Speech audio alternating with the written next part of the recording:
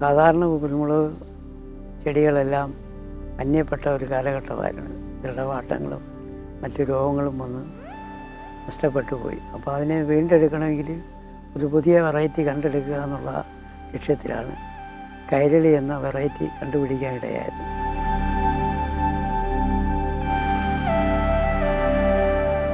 അഞ്ച് വൻകരയിൽ ഇപ്പം കൈരളി എത്തിക്കഴിഞ്ഞിരിക്കുക, ജനങ്ങളിൽ എത്തിക്കഴിഞ്ഞു. സൗദിയിൽ പോലും രാജാവിൻ്റെ കൊട്ടാരത്തിൽ പോലും ഉണ്ട്. ഇവൻ വേണമെങ്കിൽ മനുഷ്യനെയൊക്കെ തുല്യം പറയാം. മനുഷ്യന് 9 മാസമാണല്ലോ ഉൽപാദനപ്രസം. 9 മാസം കഴിഞ്ഞല്ലേ കുട്ടിയാവുള്ളൂ എന്ന് പറഞ്ഞാൽ കൈരളിക്കും 9 മാസം വേണ്ടി വരുന്നുണ്ട്. ഇപ്പം ഈ കൈരളി ഇവിടെ ആണ്ട് 50 വർഷത്തോളം പഴക്കമായതാണ്. ഈ 50 വർഷം പഴക്കമുള്ള കൈരളി എന്ന് പറയുമ്പോൾ ഈ നാട്ടിൽ ഒരാൾ പോലും വാങ്ങിച്ചു വെച്ചിട്ടില്ലെന്നുള്ളതാണ്. വന്ന് കാണുകയും കേൾക്കുകയും ഒക്കെ പോയി, പക്ഷെ അവർ ശ്രദ്ധിക്കുന്നില്ല. കണ്ടിട്ട് കാണാത്തവർ പോയിക്കുക.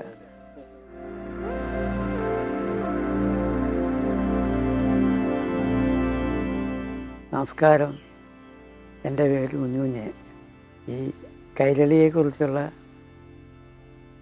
വിഷയം ആരംഭിച്ചതെന്ന് 1999 ഈ കൈരളി കണ്ടുപിടിക്കാനിടയായത്. അതായത് സാധാരണ കുരുമുളക് ചെടികളെല്ലാം അന്യപ്പെട്ട ഒരു കാലഘട്ടമായിരുന്നു. ദൃഢവാട്ടങ്ങളും മറ്റു രോഗങ്ങളും വന്ന് നഷ്ടപ്പെട്ടു പോയി. അപ്പോൾ അതിനെ വീണ്ടെടുക്കണമെങ്കിൽ ഒരു പുതിയ വെറൈറ്റി കണ്ടെടുക്കുക എന്നുള്ള ലക്ഷ്യത്തിലാണ് കൈരളി എന്ന വെറൈറ്റി കണ്ടുപിടിക്കാനിടയായത്. അത് പുറത്ത് വിടുന്നത് 2002 അത് വെളിയിലേക്ക് വിടുന്നത്. എന്നിട്ടും അതിൻ്റെ പ്രവർത്തനങ്ങളെന്ന് പറഞ്ഞാൽ കണ്ടുപിടിക്കാൻ തന്നെ അതിന് 35 വർഷത്തോളം അത് വേണ്ടി വന്നു, ആ വെറൈറ്റി. കാരണം അത് പൂർണ്ണമാകാതെ വെളി വിടാനൊക്കെയില്ലല്ലോ. കാരണം അത് വിട്ട് കഴിഞ്ഞാൽ ജനങ്ങൾക്കത് പ്രയോജനം ചെയ്യണ്ടേ. അപ്പോൾ അതനുസരിച്ചുള്ള പ്രവൃത്തികൾ അത്രയും സമയം വേണ്ടി വന്നു. പല ആളുകൾക്കും അതിനകത്തും സംശയമുണ്ട്, ഇത്രയും വർഷം വേണമെന്ന് ഉള്ള ആ ചിന്തകളുള്ള ആളുകൾ എപ്പോഴും ഉണ്ട്. പക്ഷെ അത് അതിൻ്റെ ഉൽപ്പാദനം അത് അനുഭവ ഫലത്തിലേക്ക് എത്തത്തക്കവണ്ണം ആയിത്തീർന്നെങ്കിലില്ല അത് പുറത്തു വിടാനൊക്കെ ഉള്ളൂ. അതാണ് അത്രയും താമസമേറിയത്. അപ്പോൾ അത് ഇന്നിപ്പോൾ അത് കൈരളി എന്ന് പറയാൻ എല്ലാ രാജ്യങ്ങളിലും എത്തിക്കഴിഞ്ഞിരിക്കുകയാണ്. എല്ലാ രാജ്യങ്ങളിലും സംസ്ഥാനങ്ങളിലും ഉണ്ട്. 5 വൻകരയിലും ഇപ്പം കൈരളി എത്തിക്കഴിഞ്ഞിരിക്കുക, ജനങ്ങളിൽ എത്തിക്കഴിഞ്ഞ്. സൗദിയിൽ പോലും രാജാവിൻ്റെ കൊട്ടാരത്തിൽ പോലും ഉണ്ട്. ഇപ്പോൾ ഇവിടുന്ന് ആളുകൾ കൊണ്ടുപോയതാണ്. നമ്മുടെ പുഞ്ചയിലുള്ള ആളുകൾ അവിടെ ജോലിക്കാരുണ്ട്. അപ്പോൾ അവരവിടെ കൊണ്ടു കൊടുത്തതാണ്. അപ്പം അങ്ങനെ പിന്നെ അറബ് രാജ്യങ്ങളിലും മറ്റ് രാജ്യങ്ങളിലും എല്ലാ ഫ്രാൻസിൽ വരെ നമ്മുടെ കൈരളി എത്തിയിട്ടുണ്ട്. അതുതന്നെ എൻ്റെ മുളയിൻ്റെ പരീക്ഷണം നടത്തിയ ഫ്രാൻസിലാണ് ലാസ്റ്റ്. അതിൻ്റെ ഇവിടുന്ന് കൊണ്ടുപോയി നമ്മുടെ മലനാടിൻ്റെ കറുപ്പിലാണ് പോയത്. കണ്ടുപിടിക്കുന്നതിന് 2 വെറൈറ്റികൾ വേറൊരു തണ്ടെടുത്ത് ഇതേ വേറെ കൊടിയിലോട്ട് അതിൻ്റെ തണ്ട് നടുവേ കയറി പൊട്ടിക്കുക. അത് പിന്നെ മരമ്പടത്തിയും ജീരകുണ്ടി എന്ന് പറയുന്ന ഒരു വെറൈറ്റി, 2 വെറൈറ്റികളാണ്. അത് ഒരെണ്ണം മരത്തിൽ തന്നെ ജീവനുള്ള ചെടിയിലോട്ട് അത് തുല്യമായിട്ട് കയറുകയാണ്. ആ കണ്ണ് നടുവേ കയറി വ്യത്യാസം വരാതെ 2 ഒരേ വലിപ്പമായിരിക്കണം. കയറി കഴിഞ്ഞാൽ അത് പുറത്തേക്ക് തള്ളി നിൽക്കാൻ പാടില്ല, ഈക്വലായിട്ട് നിൽക്കണം. അങ്ങനെ നിന്ന് കഴിഞ്ഞാൽ ആ കൊടി പൊട്ടിച്ച് കഴിഞ്ഞാൽ 40-45 ദിവസത്തിനകം അത് പുതിയ മുള പൊട്ടി വരും. അങ്ങനെയാണ് ആ വെറൈറ്റി. ഇപ്പം അത് ആദ്യകാലത്തൊക്കെ ആളുകൾ സംശയമായിരുന്നു ഇങ്ങനെയൊക്കെ പൊട്ടിച്ചാൽ കിളുകയായിരുന്നു. ഇപ്പം 300-400 വെറൈറ്റി വരെ ഓരോരുത്തരും ഇങ്ങനെ ചെയ്തു. കേരളത്തിൽ പല സ്ഥലങ്ങളിലും ആയിട്ടുണ്ട്.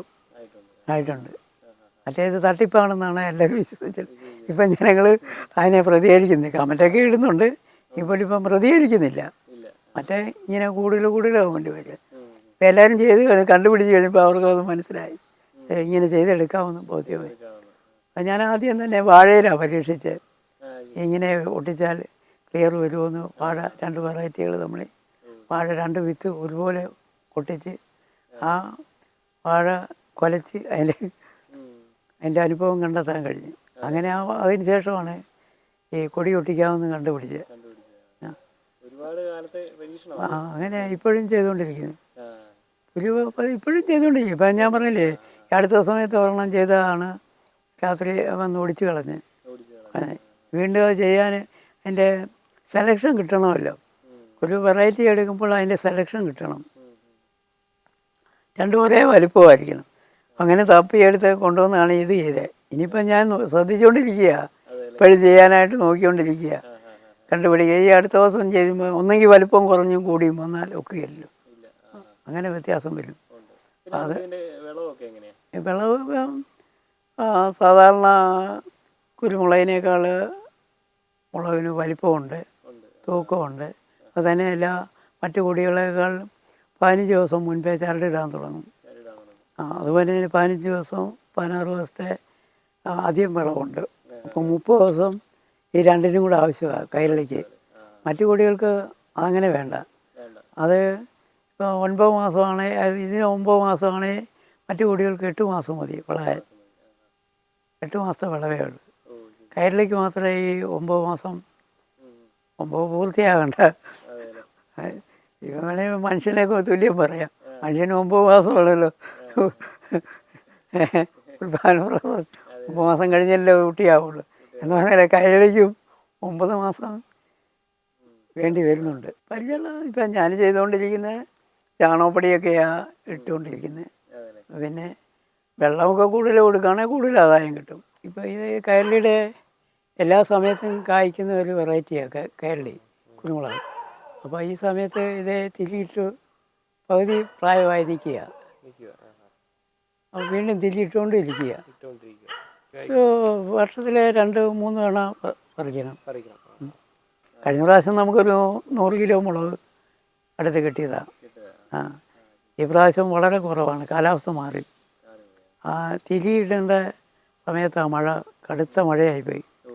ആ മഴ കൊണ്ട് പരാഗണത്തിന് ദോഷം ചെയ്തു. അതാ ഉൽപ്പാദനം കുറഞ്ഞ്.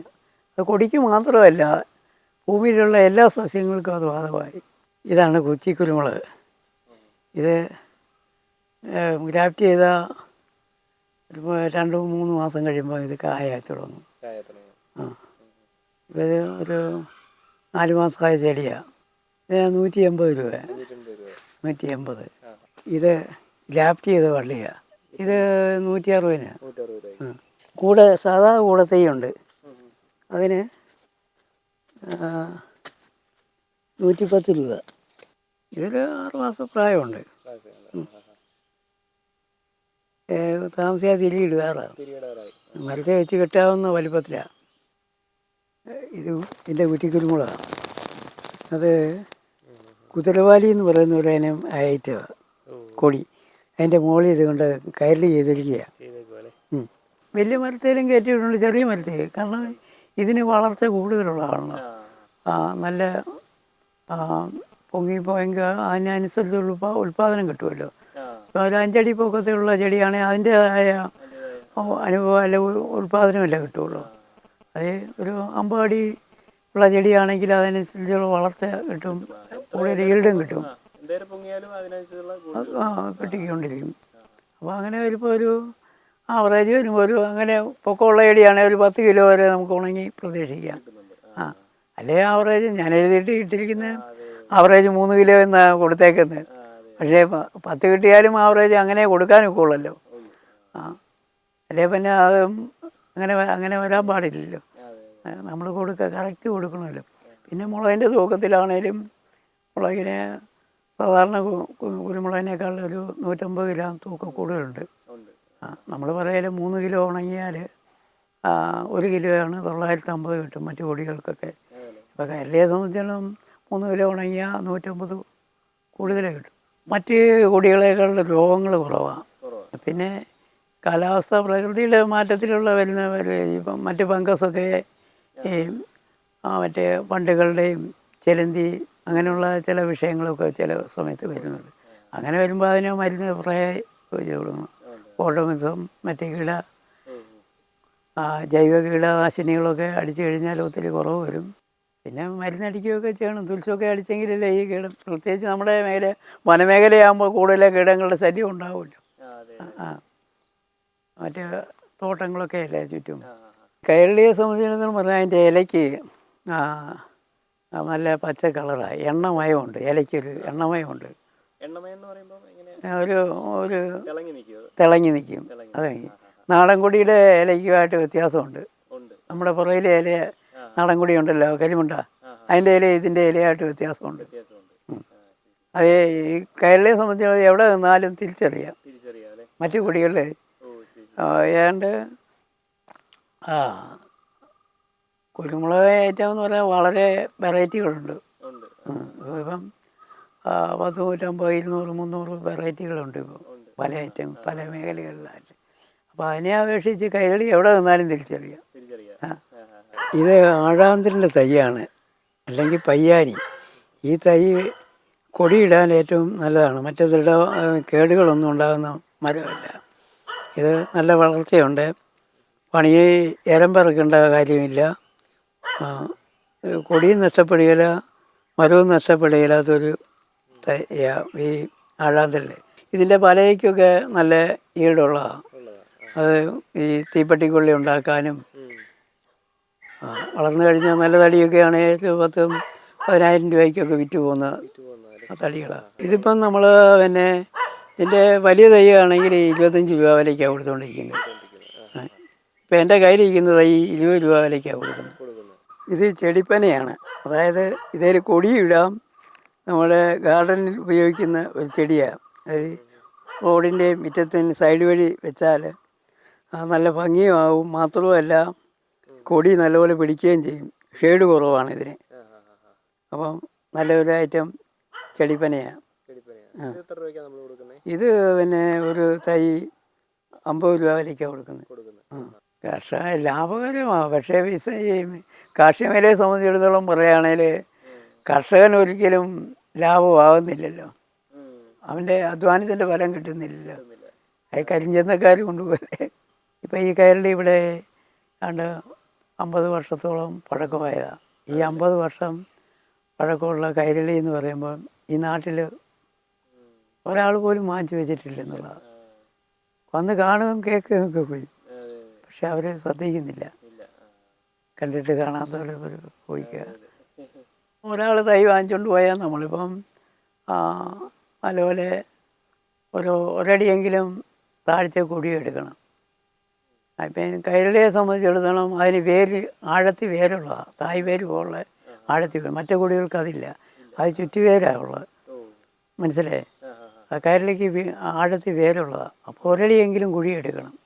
ആ കുഴിയെടുത്ത് ചാണകപ്പൊടി ഇട്ട് അതിൻ്റെ മുകളിലേക്കാണ് ഈ കൂട് പൊട്ടിച്ച് വെക്കുന്നത്. വെച്ച് കഴിഞ്ഞാൽ ഒരു 6 മാസം കഴിയുമ്പോൾ തിരിയിടാൻ തുടങ്ങും. മറ്റു കൊടികളാണെങ്കിൽ ഒരു 8 മാസം, 1 മാസം, 9 മാസമൊക്കെ എടുക്കും. ഇപ്പം നാടൻ കൊടിയും ആളുകൾ കായ്പ്പിക്കാൻ തുടങ്ങി. 1 വർഷം കൊണ്ട് അതെടുക്കാനുള്ള ശ്രമത്തിലുണ്ട് ആളുകൾ. ധാരാളം പേര് ചെയ്യുന്നുമുണ്ട്. വിൽപ്പന നമുക്ക് പിന്നെ കടകളിൽ വന്നെടുക്കുമ്പോൾ ആൾക്കാർ വന്ന് വാങ്ങിച്ചുകൊണ്ട് പോകും. കൈരളിയെ സംബന്ധിച്ച് ചില്ലറക്കാരും മെഡിസിൻ്റെ ആൾക്കാരൊക്കെ വരും. ആയുർവേദക്കാർ അങ്ങാടി കടയിലൊക്കെ എടുക്കാനൊക്കെ ആളുകൾ അങ്ങനെ വാങ്ങിക്കും. പിന്നെ ഈ കേത്തലുകാർ അവർ പിന്നെ അവരുടെ ആവശ്യത്തിനെടുക്കും. പച്ചമുളകും എടുക്കുന്നുണ്ട്. പച്ചമുളക് അങ്ങനെ നേരത്തെ പോകുന്നില്ലായിരുന്നല്ലോ. ഇപ്പം പച്ചമുളക് ധാരാളം ആളുകൾ എടുക്കുന്നുണ്ട്. ഇത് ജാതി തൈ ബഡ് ചെയ്യുന്ന ഒരു ഇനം തൈയാണ്. പൈൻ കായ എടുത്ത് പാകിയിരിക്കുന്ന തൈയായത്. പൈൻ മരത്തിൻ്റെ തൈ അതിൻ്റെ അരി എടുത്ത് പാകിയതാണ്. ഇതിലാണ് ജാതി ബഡ് ചെയ്യുന്നത്. ഇത് നല്ല വളർച്ചയുണ്ട്. അത് മലമ്പ്രദേശത്ത് വെച്ചാലും കേടാകില്ല. നല്ല ഈൽഡ് കിട്ടും. ഇതാണ് കുറ്റിമുല്ല. ഇത് ആഴ്ച പൂ ഉൽപ്പാദിപ്പിക്കുന്ന ഒരു ഇനം കുറ്റിമുല്ലയാണ്. ആ ചട്ടിക്കകത്ത് നടാം. ഫീൽഡിൽ നട്ട് ആദായം എടുക്കാം. വെള്ളം നനച്ച് കൊടുത്താൽ മതി. കൊടി ഒത്തിരി വളരുമ്പോഴത്തേന് കത്രിക കൊണ്ട് കട്ട് ചെയ്ത് കളയണം. എന്നിട്ട് വളമിടണം, വെള്ളം ഒഴിക്കണം. അപ്പോൾ എല്ലാ സമയത്തും പൂ പറിക്കാം. ഇത് ഞാൻ 25 രൂപ വിലയ്ക്കാണ്. 25 രൂപ കൂടത്തെ. കുറ്റിക്കുരുമുളക് ഇപ്പം നമ്മൾ 180, 200 കൊടുത്തുകൊണ്ടിരുന്നത്. ഇപ്പോൾ ചില കാലത്ത് 180 വള്ളി ഗ്രാഫ്റ്റീന് 160 സാധാ തൈ 110 ആക്കി. അതും മുങ്ങിയൊക്കെ പോയി കാലാവസ്ഥ. നമ്മൾ വെള്ളം വരെ വിലയ്ക്ക് വാങ്ങിച്ചാൽ ഒഴിച്ച് ചെയ്യുന്നത്.